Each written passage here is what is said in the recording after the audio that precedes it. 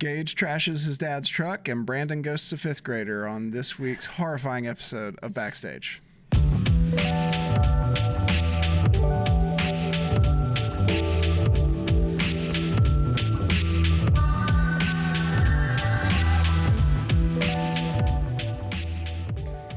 Hey everybody, welcome to Backstage. This is the Advanced Podcast, and I am so glad this week to be joined by my good friends Brandon Garland and Gage Thompson. Fellas, how y'all doing today? I'm feeling good. This is my first time on the podcast, so I am amped and ready to go. Your inaugural step into the Advanced Podcast. Yeah, that's a big deal, Brandon. Are you nervous at all? My nerves are through the roof, so be praying for me on the other side of the camera. God can use prayers outside of time. So That's right. Let's go. Gage, this is your third? Something like that. Seat at the table. I'm glad to have you back.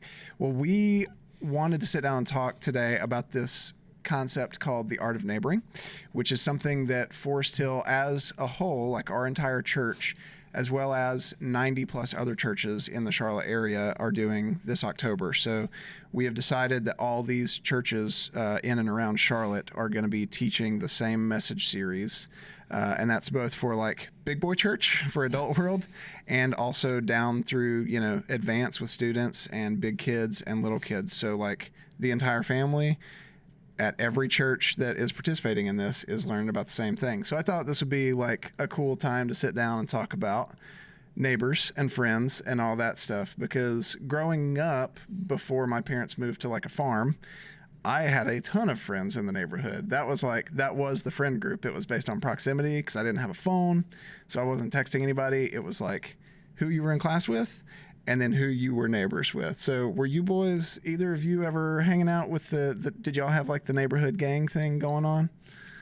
I did, man. I grew up kind of the same as you. I was really, all my time was spent either playing PlayStation 2, so shout out if you're a real one, and you played PlayStation 2. We were playing PS2 with the boys, or we were outside. Maybe it was football, maybe it was basketball. I wasn't very good at baseball, but we played that too. Yep. So we were outside all the time. My house was kind of the hot spot. I'm not trying to brag or anything, but we were kind of where people hung out. So people would come from, it felt like miles, but it was probably just a couple streets over. But they would come, and it was like the sporting arena. Think Bank of America Stadium, but in Northstone Country Club in Huntersville, North Carolina. Everyone came through to play sports in my house. Always like a quick pickup game of wiffle ball. Yeah. You throw the rubber mats out there for bases or whatever you got it's on hand. If you weren't already intense that day, all of your competitive juices started flowing when you stepped on my property and it was time to go. So I was definitely friends with the neighborhood. Gage, I don't know about you, sir. Yeah. What was your childhood? Do you have a lot of neighborhood friends? Yes and no. Yeah, I mean, I definitely had a lot of friends. I was kind of the weird guy that would like not have one circle of friends, but I could somehow relate and connect to like all the people at the school. So there was times where I would like hang out with like the band people and the athletes and also the math people, even though I am terrible at math. It's not my strong point. So yes, in that regards, I also grew up in like a small town. And so where I lived, I had a few neighbors, like a handful, but it wasn't like a big community. It wasn't a neighborhood or anything like that. But very consistent. I mean, the 6 people that I did have around me, guys and girls, we all kind of hung out at one of our houses every single day. So things have changed though, like when we were growing up, I mean, phones were starting to come onto the market. Video games, PlayStation 2, shout out Brandon. For me, it was Nintendo 64.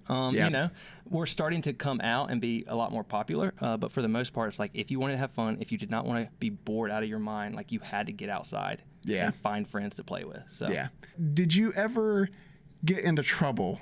Do you any stories pop into your head of like maybe doing something that you wasn't supposed to be doing, busted somebody's window or broke something or popped a tire? For the most part, I was a nice kid, but this is not even me getting in trouble like from adults with the neighborhood kids. This was me getting in trouble kind of from one of the neighborhood kids with the other neighborhood kids. And what happened is this one kid, there's a 0% chance he'll watch this. So his name was Chris. So if you watch it, I love you. God bless you. I'm praying for your family. But Chris was just the dude who was just like, he always had something negative to say. He was a downer. I'm not the most athletic, but he was like super unathletic. So playing sports with Chris, it was like we had even teams in the neighborhood. and then he was kind of the 9th or the 11th, and you didn't want him on your team. He made it odd. So all around, we're going into a series called, what's our new series called we're going into next month within Advance? One of my friends. Okay, so Chris was not one of my friends, as you can tell.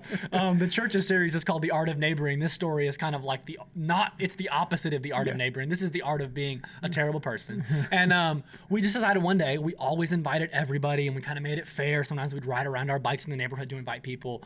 Well, one day we decided Chris isn't coming anymore. And that was fine. So got everybody else. We had 5-on-5 to play football.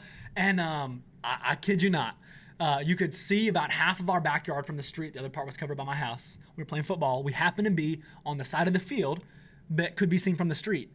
And I'm not joking. For some reason, Chris was driving by with his mom. He was in the shotgun of the passenger seat in the car, windows down. It's probably summertime. It's nice outside. Yeah. You just see the car slow down, and Chris is looking out the window, and the emotional pain on his face was like tangible. And I didn't mean to take us into a sad story, but we all just felt so bad. Sure. And once you've done it, though, there's no recovering from it. So it's like, what do? Go up to Chris like the next time and invite him to come? Like, he knows the awkwardness. So we were kids. I was only in elementary school, so we didn't know how to handle awkwardness. So he just kind of got singed out of the friend circle. You ghosted him. We didn't know what to do. We literally did not know how to recover the situation because we'd already ghosted him. We didn't have any emotional knowledge. We were like 4th graders. Shout out to my 4th graders. But we didn't know what to do with this awkwardness. So we were like, well, we didn't want to hang out in the first place. Now we have a good reason not to invite him. It's going to be awkward as mess. So Chris is deuces. And we said deuces to Chris forever that day when we drove by in the car. Poor kid. Yeah. Maybe he needs our He does. counseling He doesn't. department. He needs to start coming to our church. We'll get him in the counseling program because that was rough. Not my proudest moment. But Man. Yeah, I'm not glad good. you've grown since then, A Brandon. little bit. Because you're one of the most like inclusive people I know. Wow. So. Maybe it That was the probably a the formative moment. experience. That was the catalyst. I was like, I don't want to be this person anymore. I'm gonna talk to the guy who smells like cheese on the back of the bus for the rest of my life. Hallelujah. That's awesome. Gage, I know stories of your childhood. You do. So I know that there's no way you didn't get in trouble with the people you were hanging out with. Yeah. So, like I said, there was 6 or 7 of us in our neighborhood growing up, and we did everything together. So, good things, bad things, we were doing it together.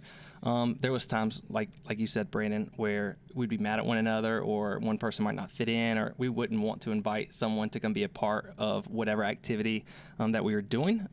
But it was such a small group of community that there was like no way we could exclude. And so Right. good or bad, like we were ride or die, like we were in it together. And so this one specific memory, we were always like causing trouble and drama and stuff. We decided that we were going to get into golf. Like we were going to start playing golf. Like that was going to be the thing. After a couple incidents where we've already hit cars with golf balls playing in our neighborhood, we got this bright idea that we would start using tennis balls as like the golf ball. Yeah, I'm with you. And so we would essentially, if you can imagine a road, a street that multiple houses are on, we would just start choosing and picking like where the hole or the goal to get the ball in would be. And so it'd be like, all right, for this round of golf, like 3 houses up, tree on the left, like that's the hole we're aiming for. And we would Right. go about it, We'd play our Masters golf tournament. So there's this one day, this kid named Kevin. I'll use Kevin as his name because he does go to our church. And he does probably listen to this podcast. Yeah. Kevin decided it would be a good idea to have the start of this golf tee, I guess, be right beside my dad's work truck. And so, Don't mess with Dad's truck. Don't mess with Dad's truck, right? Great in theory. We all tee off. Everything's good. I'm the last one because I was winning the game, so I teed off last.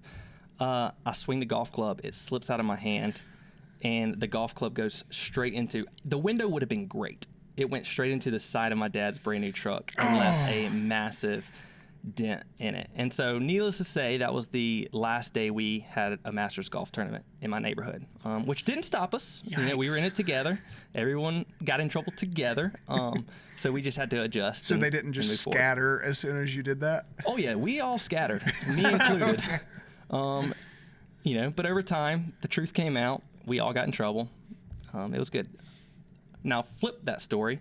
Because we were in it together, we all cut grass to help earn the money that we needed to replace and fix Dad's truck. So, it is what it is. Word of advice, pro tip, if you got friends and you're in it to win it, do things together. Yeah, but don't mess with Dad's truck. Don't mess with Dad's truck. That's the real pro tip right there. There was something special, though, about that bond. There was something special about doing life together with the people around you. That no matter what circumstances or situations come about, like you have a group of community that good or bad, fun or boring, like you do stuff together. So it really shaped a lot of who I am like today. Man, that's good. So that kind of just the idea of like doing everything together. Did you ever have an experience? Because I can remember one or two times, and I can't remember them well enough to actually formulate it into a story. But I remember a couple times during my childhood seeing somebody or witnessing something and watching somebody do something, react to something, say something, and I instantly decided, like, I want that person to be my friend. Like, I want to be friends with that guy or that girl. Did either of you ever have one of these experiences where, like, somebody just did something, it was like a light switch went off in your head, and you're like, they seem like good friends, I want them to be my friend? Well, I'm gonna tell another story involving the backyard. Yeah. And I'm younger again, but let me just give you context of Brandon when I was younger, because if you knew me now, and I never really was athletic, but sports were my life. So the problem is, as someone who's driven to be good at stuff, growing up I was into sports, but I wasn't that good at them. So I think honestly, this is a genuine, authentic Brandon moment here on this podcast. I think I honestly kind of didn't love myself as much growing up because I was trying to be good at what my friends were good at, which was sports, not my gifting. Yep. But I was trying to do it. So I think a lot of ways I was real insecure about who I was because my friends I have multiple friends that right now are playing Division I football, basketball, baseball. I was a dude that was like the 8th man on the team. Like, it's hard to do that. But growing up did revolve around sports. And I remember we had moved into my house that I'm from Los Angeles, if y'all didn't know. But we moved here when I was 10. So we'd been here maybe 6 months. And all of a sudden, one day we're in the backyard playing baseball, sports again. And this kid named Jackson, brand new to the neighborhood, hadn't even met him yet. Him and his dad walk over across the street. They said, hey, the dad's name is Mike. He's Jackson. Hey, we're from Connecticut. Just moved in the neighborhood. And we were playing baseball, so we were like, all right, we're gonna be nice. This is post Chris, so I've had the trauma, I think, at this point of we got that friend group going, and Chris was immediately kicked out, and I'd been traumatized by not being nice, so I was going to include Jackson when he came over across the street. And this man just joins this little thing me and my brother and my dad were doing. Promise y'all, first pitch he sees, he skies this unbelievable, to me, in my 10-year-old brain, MLB level home run. And I thought to myself, I don't care if he's a jerk. I don't care if he's lame. I don't care anything about this guy. We play baseball at my house, and I'm going to be his friend simply so I can get him on my baseball team with these home run hitting abilities. And there was something about me that just said, you know what? I cannot see this much skill right now and not be his friend. But I want to end this story by saying, on a real note, he became my best friend, elementary school, middle school, and the first year or two of high school. He did not know God. Neither did any of his family. And it was funny that this is what I think people get confused about friendships, is they think it has to start with this holy, like, you're lost and you go to my school, let me just share the gospel with you in a 4-step program and get you saved. I wanted to be this kid's friend so I could manipulate his skill set on my baseball team. But down the line, I was able to influence him, came to church, heard the gospel. As of right now, still isn't in a relationship with Jesus, but because he randomly came over and played baseball and we started a friendship, God has been able to speak into his life through the friendship that he's had with me. So it's interesting that you don't necessarily have to start out sometimes even with the best motives. Right. And God can redeem whatever you do, no matter why your friendship starts. If you let him into it, he might do something through it. You don't always have to have an agenda to the relationship. Absolutely. And that is something that we're hitting on hard in this series, because we're talking about, it's called The Art of Neighboring, and ours is called One of My Friends. It's based on the same content. But just the idea of, like, what if Jesus is actually talking about our actual neighbors? So whether that is the neighbor that physically lives beside you, or the neighbor who sits beside you at lunch, or beside you in, science or math or whatever class, or at the lunch table, like, what if the people around you and loving those people without an agenda, without the 4-step program or whatever it is that you're wanting from them. What if that is like the first step in what becomes life change and heart change? So as we go into this series, it's going to be the entire month of October. What is like, if somebody walks away with one thing, what are you hoping like their one thing that they walk away with is?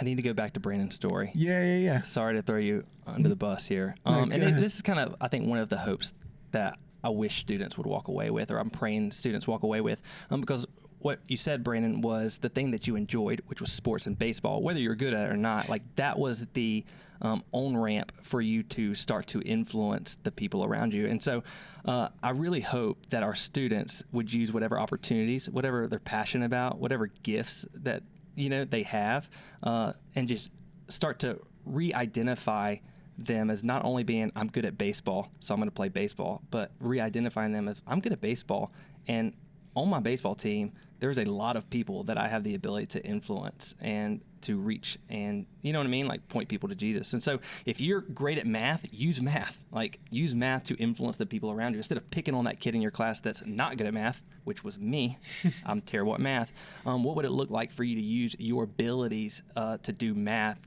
homework to help like influence people and to tutor the people around you? And so and you don't even have to like have the 4-step program. You're just loving people that's in proximity or that's in your sphere of influence, if that makes sense. So I love that God was able to use baseball, or the thing that you were passionate about, sports, to 5, 6, 7, 8 years down the road, influence and shape someone's life for the good. Your passion is your platform. Yeah. And God gave it to you for a reason. And if I could answer your question too, I would think one of those big things would be what Gage said, like, your passion is your platform. God gave you that passion for a reason.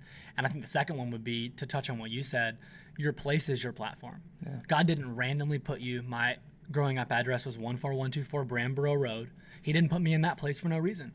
I went to Huntersville Elementary School, Bailey Middle School, and Huff High School. Those are my places. God put me in those places so that those places could become a platform that I pointed people to Him. I think if I wanted people to take one thing from this series, it's don't wait till you graduate or till you're in college or till you're working and then think, oh, maybe I should start loving and reaching the people around me now. But to realize that God has intentionally positioned you in your place so that your place, your physical home and your physical school, could become the two primary places that you use as your platform to point people to Jesus. And I think we all take it so like ethereally, like it's just this concept, like let's just love people. But like you said, what if we just took it literally, found the 2 or 3 most common places we found ourselves and said, you know what? Every person I see, these are my neighbors. I'm going to love them. I'm going to make this my platform to point people to God. Yeah, that's good. So that kind of makes me think of, I have a good friend who is a pastor at another church in Charlotte. And he said, as he was growing up and as he was going to seminary and all that stuff, everybody is sort of like, oh, okay, I need to become a missionary and go to somewhere in Africa and witness to these people who have never heard the name of Jesus. And he said one of the most transformative things he ever heard from anybody is that somebody, I think maybe one of his college professors said, like, you can be a missionary in your backyard. And so I think that would be the thing I want people to take away is like, Brandon, kind of like you said, of like, we get hung up a lot of times in these ethereal things of like, we should love people better, we should pray for people. And those are all well and good, but it's like the easiest way to do that, the quickest way to do that, the simplest opportunity, the ball sitting on the tee for you is to love the people around you in clear and tangible and literal ways, buying them lunch, bringing them, supplies if they need school supplies or whatever, these small acts of kindness, of love, of service, of whatever, cutting their grass, whatever it is. And like I said, whether that is your neighbors at your house, whether that is the people around you in your class, in your lunchroom, around your lockers, whatever it is, showing love to those people, not just some imaginary, ethereal group of people that is somewhere in the world that needs love. It's like, no. It's like you said, you're not here by accident. It was intentional. It was not an accident or a coincidence that you are at your school, that you're in your neighborhood, that you are on your sports team, on your whatever, your extracurricular team. It's not a coincidence and it's not an accident. So like, loving people that are around you, whoever your neighbor is. That's it. Like, do it in a clear and tangible way. So I think that would be a good place for us to stop. For now, we'll probably keep digging into this over the next few weeks on this podcast, because this is going to be a 4-week series. But I just want to say thanks to both of you for sitting down at the table. I hope you can both come back in the near future. For everybody that is watching and listening, share this with your friends if it is helpful to you. If you thought it was great content, make sure you like and subscribe, and we will see you next week backstage.